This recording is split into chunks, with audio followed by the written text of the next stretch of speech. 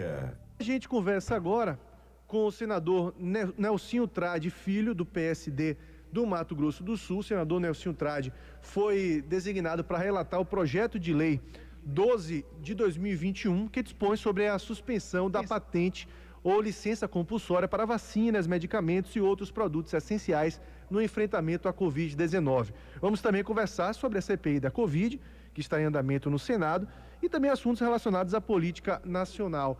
Senador, muito bom tê-lo aqui conosco. A gente agradece a disponibilidade de falar aqui com a Bahia, falar aqui com o programa Linha Direta com o Povo, Rádio Sociedade News, com a Rede Baiana de Rádio, com a Rede de Rádio Comunicação. A gente tem vários assuntos para falar relacionados ao mandato do senhor. E eu queria começar perguntando a sua opinião sobre a CPI da Covid, né? A gente tem, de fato, a CPI da Covid sendo instalada no Senado. A gente já tem, inclusive, alguns depoimentos. A gente teve o Mandetta recentemente. Queria que o senhor falasse um pouquinho a opinião do senhor, que análise o senhor faz a respeito da CPI da Covid no Senado. Muito bom tê-lo aqui. Um ótimo dia.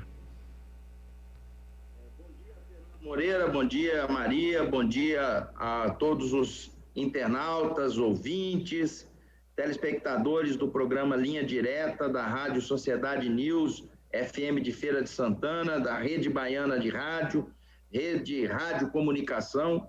É um prazer muito grande, até um privilégio para mim falar para o povo da Bahia, o povo que eu gosto tanto, que todas as vezes que tive no estado de vocês sempre fui muito bem recebido, com muita alegria, muita festa, e agora que nós estamos nesse período de confinamento, sem poder viajar, a gente vê o quanto que isso faz falta para a alma e para o espírito da gente. Mas outros dias haverão de vir e a gente vai voltar aí para esse estado maravilhoso que esbanja energia, alegria, felicidade para todos nós.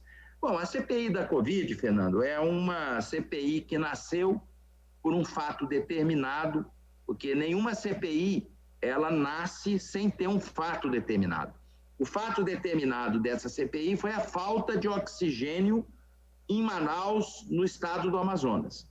Depois teve uns penduricalhos que se agregou a nela, mas o fato determinado foi esse, porque se você puxar aí uma análise, se há 3 anos atrás alguém chegasse para você e falasse, você sabia que daqui 3 anos vai faltar oxigênio em um ambiente hospitalar e as pessoas vão morrer por falta de oxigênio? A gente ia achar que essa pessoa era um louco se fizesse essa previsão. Infelizmente, isso aconteceu. Essa CPI tem uma finalidade, na minha avaliação, de apontar soluções para os erros que foram cometidos no passado, para que eles possam não repetir.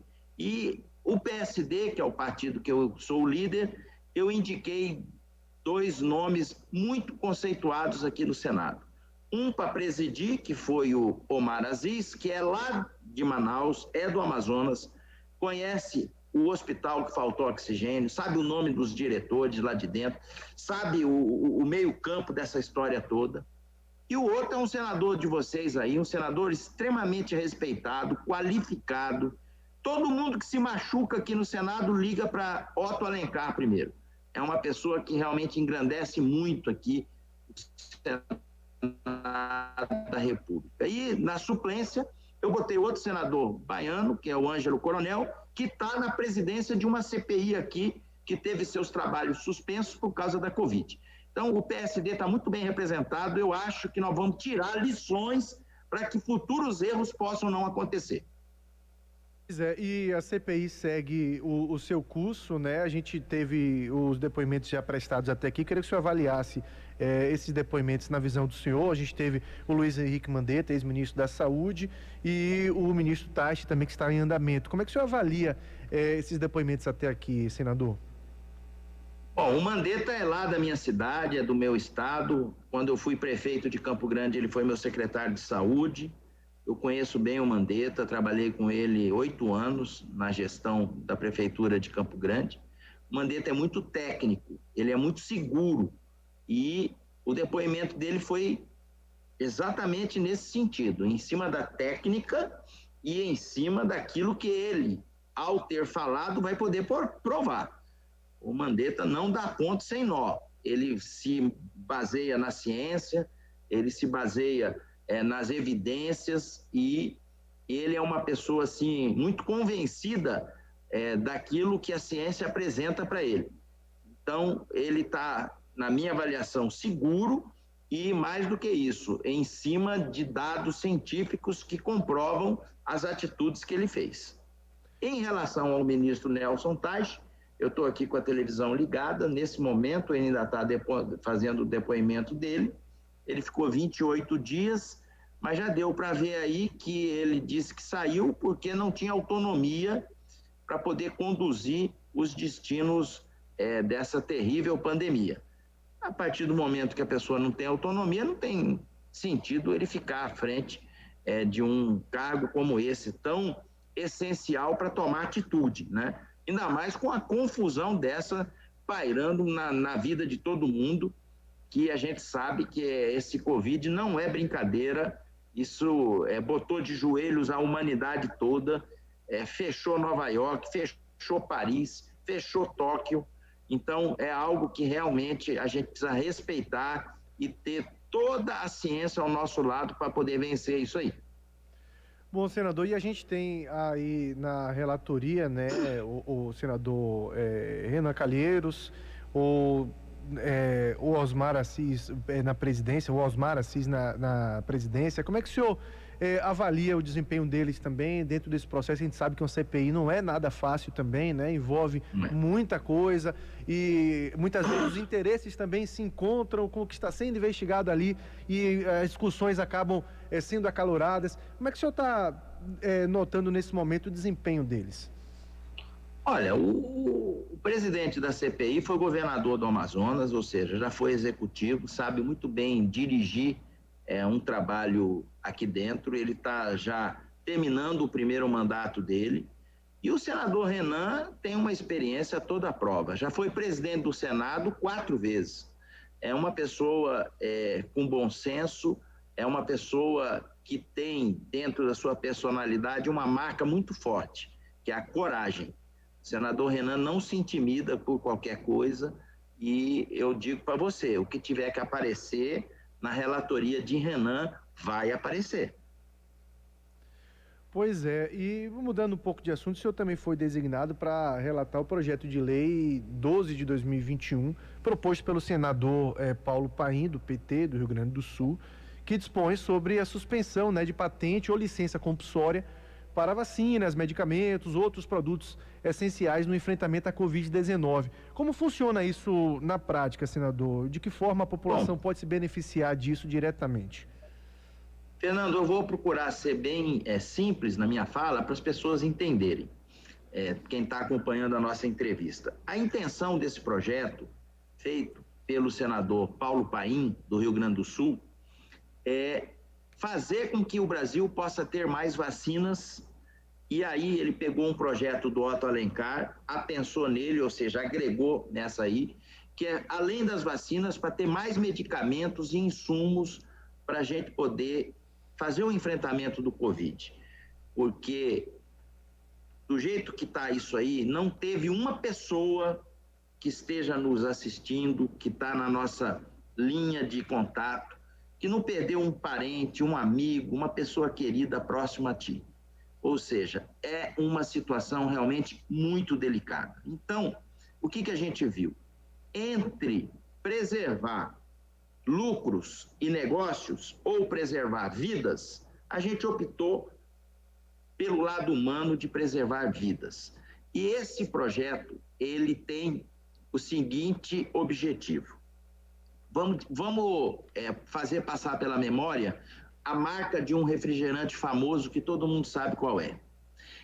A quebra de patente seria a mesma coisa você entrar na fábrica desse refrigerante e pegar a fórmula dele e sair fazendo ele nos locais que dão conta de fazer refrigerante. Pois bem, a quebra de patente é muito radical. Ela entra em acordos internacionais que o Brasil fez com outros países. Então, a gente achou uma linha intermediária de propriedade intelectual da gente poder trazer para uma mesa de negociação, e aí quem detém a caneta na mão, que é o Poder Executivo, através do Ministério da Saúde, dar condições para que ele chame os donos de laboratórios, as donas das vacinas, das farmacêuticas, para poder tabular com eles uma negociação, uma pactuação, o pagamento de royalties por parte do Brasil, para que eles possam, nesse período da pandemia, ceder a propriedade intelectual deles para que a gente possa aqui, de forma mais rápida, mais ágil, com maior quantidade, replicar vacinas e medicamentos e colocar à disposição dos governadores e de prefeitos para fazer frente à pandemia. Porque continuar do jeito que está, a fila de vacina está muito devagar, a gente tem uma previsão de apenas em setembro terminar esse grupo prioritário.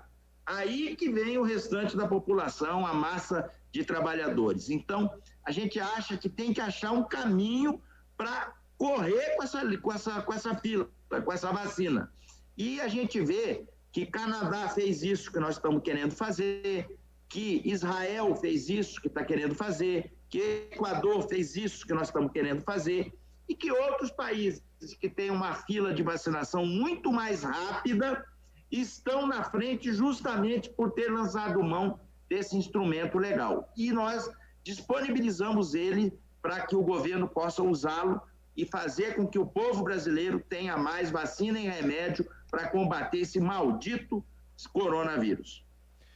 Pois é, senador, e realmente a gente fica nessa expectativa pela vacina, né? A população toda quem ainda não foi vacinado, não recebeu uma das doses, pelo menos, fica muitas vezes sem saber, né, quando que isso vai acontecer.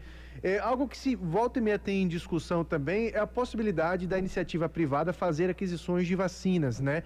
Tanto as clínicas particulares como empresas de grande porte. Se discute até uma possibilidade de contrapartida, né? Poder comprar, mas também doar uma parte. Em que pé que a gente está nesse sentido? Como é que o senhor entende essa questão e de que forma o próprio Senado pode ajudar nesse sentido? Veja bem, eu sou uma pessoa que respeita o SUS, o Sistema Único de Saúde. Eu tenho o SUS como um princípio de saúde exemplar para o mundo todo.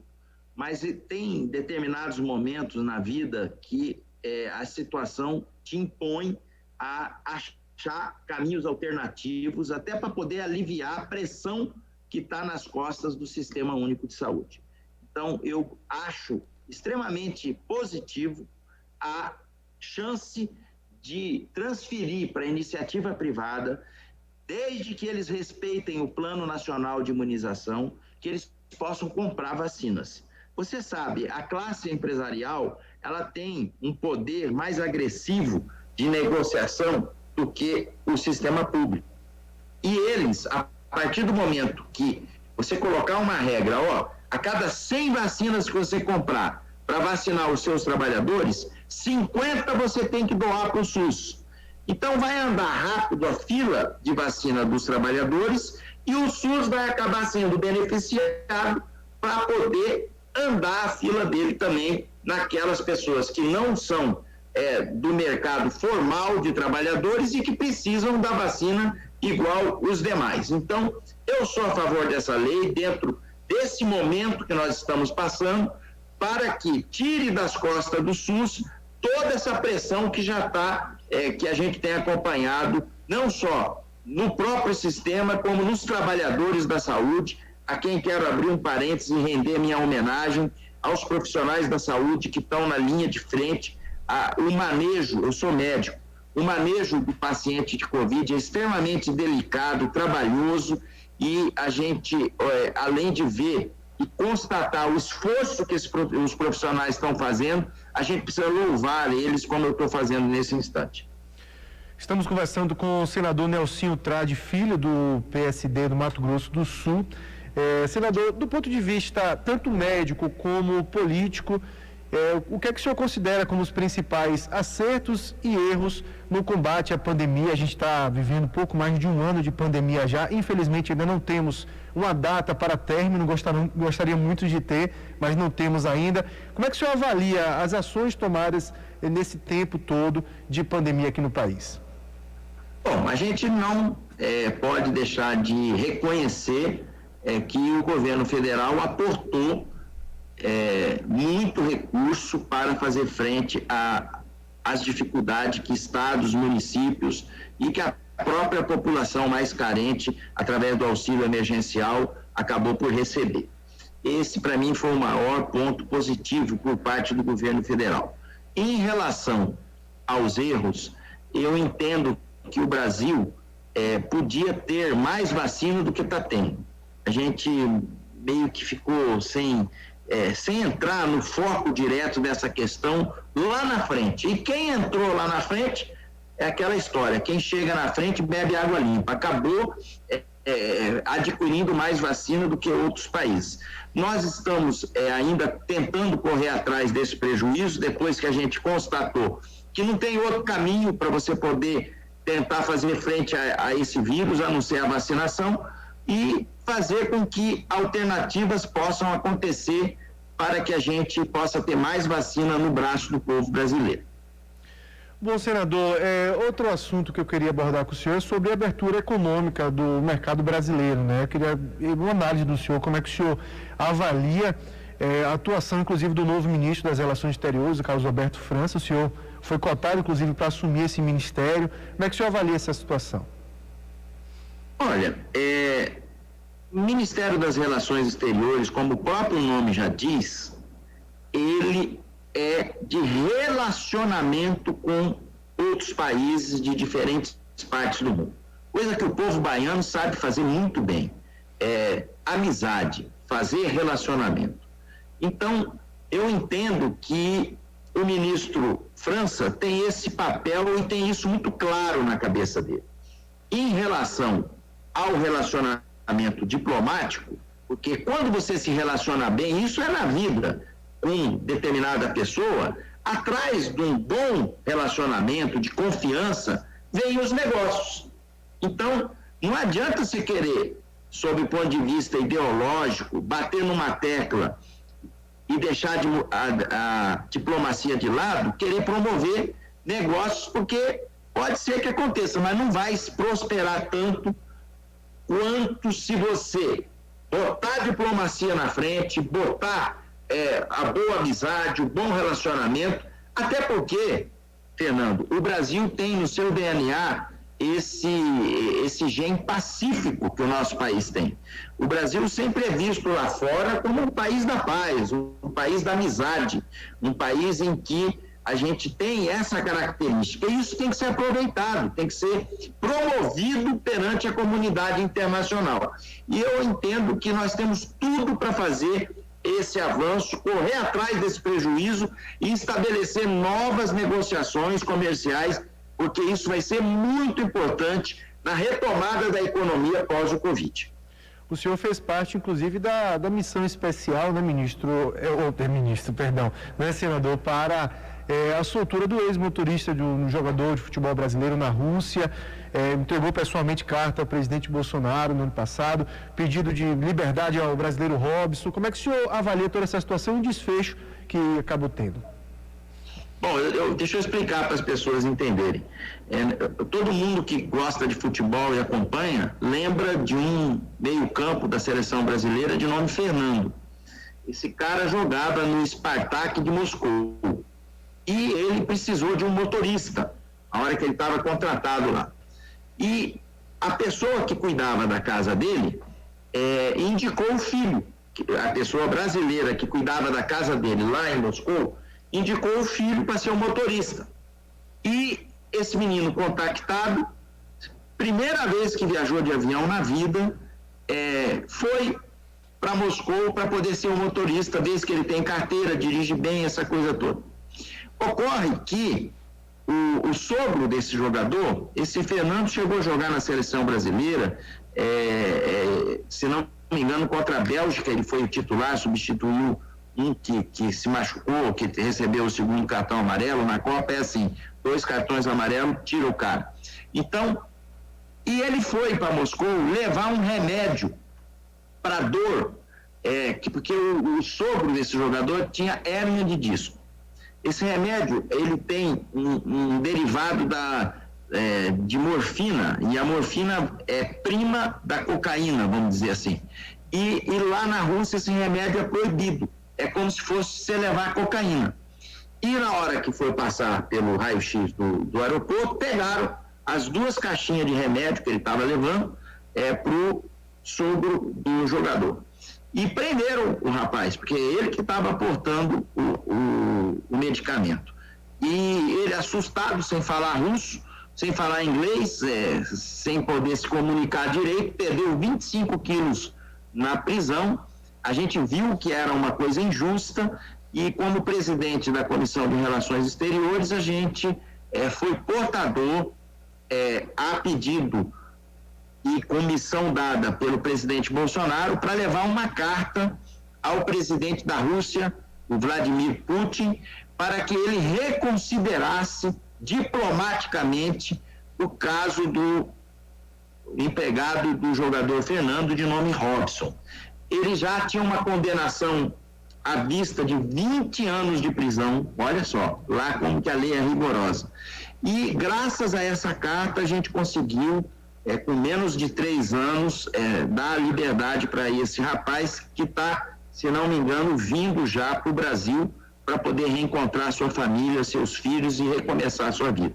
É bom quando a gente, num ato humanitário, a gente consegue fazer justiça. A gente tem certeza que fez justiça, porque é um rapaz trabalhador, nunca tinha viajado de avião na vida dele, foi a primeira vez, e conseguimos, com essa atitude que foi liderada pelo presidente Bolsonaro, que ligou para o presidente Putin, explicou isso tudo para ele, e eles reconsideraram e mandaram o Robson de volta para o Brasil, que deve estar chegando amanhã, na quinta-feira, no nosso país. Isso é muito legal para todos nós. Pois é, que bom que essa história teve um desfecho, né, positivo para o Robson, sem dúvida alguma. Senador, falar um pouquinho de política agora, a gente sempre tem que falar um pouquinho, a gente sabe que a gente não perde tempo em relação a isso. Eu queria falar um pouquinho sobre a relação que o senhor tem com o presidente da República, Jair Bolsonaro, como é a relação entre o senhor e o presidente, de que forma o senhor avalia o governo e tendo em vista 2022. A gente tem aí a possível volta do Lula ao jogo da política, já se coloca como um principal candidato de oposição ao atual governo do presidente Jair Bolsonaro. Como é que o senhor vê o cenário que vai se desenhando, tendo em vista o próprio desempenho do governo na avaliação do senhor? Olha, um cenário de uma disputa muito acirrada, né? A gente observa isso aí. E a partir do momento que emergir uma terceira via, vai embolar todo mundo aí, vai ser um Deus nos acuda. Mas isso em política é bom, é igual clássico, é igual o Bavi aí para vocês. Isso mexe com todo mundo. Nós somos do PSD, partido do Kassab. Aí na Bahia é um partido muito forte, a gente sabe disso.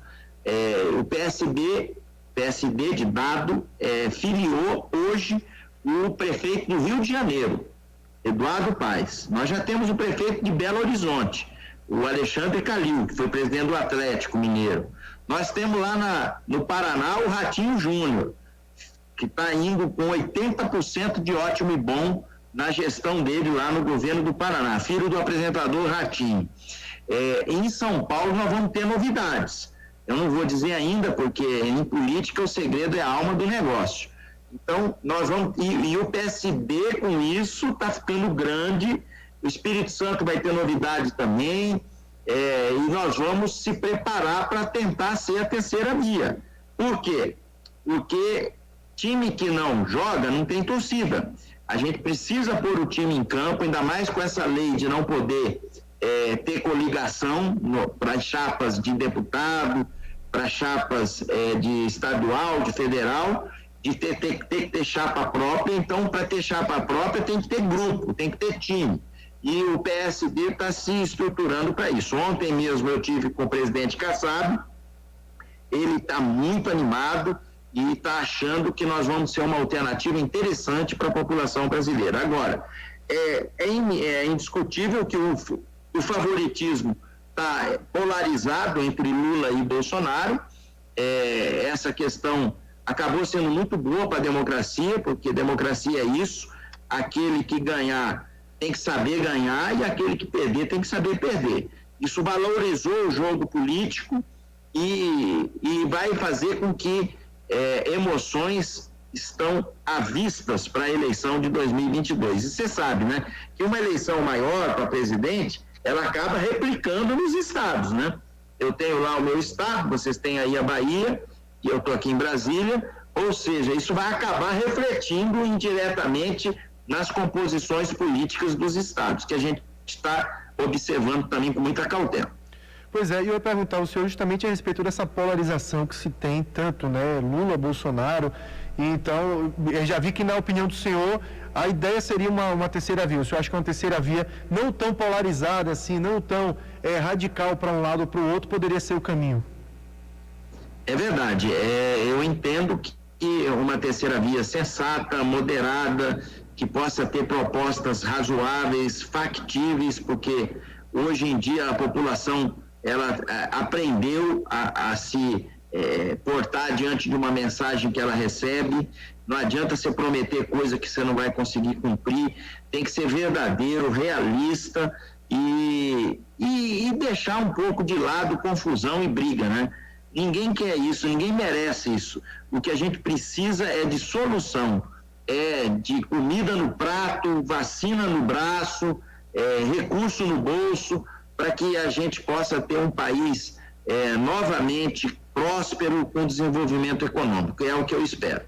Pois é, e o senhor falou aí de terceira via, o PSD pode ser também uma terceira via aqui na Bahia com a candidatura. Recentemente a gente entrevistava aqui o colega do senhor, o senador Ângelo Coronel, e ele falava disso, né? Ele chegou a falar com todas as palavras: o meu candidato aí é Otto Alencar. E isso já é uma coisa que é especulada há muito tempo. Claro que a gente não está nem em período de pré-candidatura, mas vai se construindo. Então o senhor acredita que essa ramificação também pode ser importante para chegar na presidência da República também, né? O senhor disse aqui é muito forte, o Espírito Santo pode ter novidades, São Paulo também, seria esse o caminho? É verdade, Fernando. O PSD tem essa característica de ser um partido alternativo, um partido, vamos dizer assim, de boa, um partido de centro que não tem espinhos, não é nem criticado pela esquerda, tampouco pela direita, é um partido razoável, com a razão.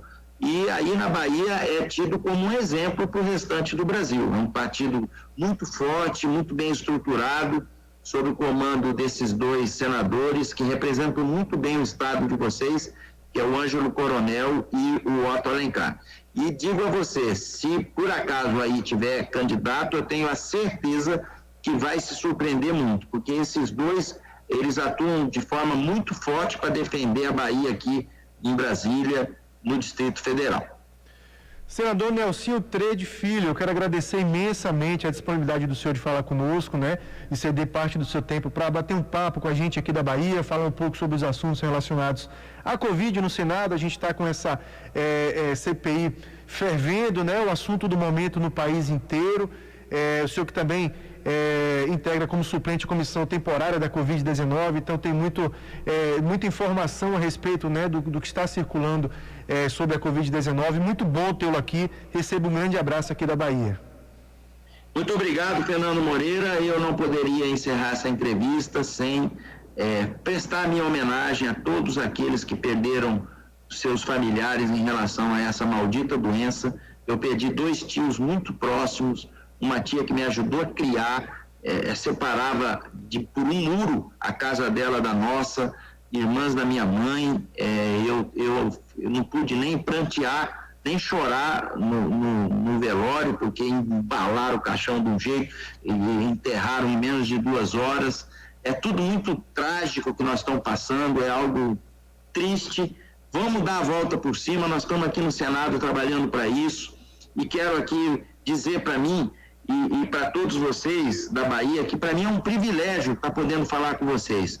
Eu já disse e volto a dizer, gosto muito do estado de vocês, não vejo a hora de tomar um avião e aí tomar água de coco, uma caipirinha bem gelada, comer um caranguejo, frutos do mar, aí nesse litoral maravilhoso que vocês têm na Bahia. Um abraço a todos e que Deus possa nos abençoar. Muito obrigado. Conversamos então com o senador Nelsinho Trade Filho, lá do Mato Grosso do Sul, né, do PSD, aqui na edição de hoje do nosso Linha Direta com o Povo. 12h34, eu vou ao intervalo comercial.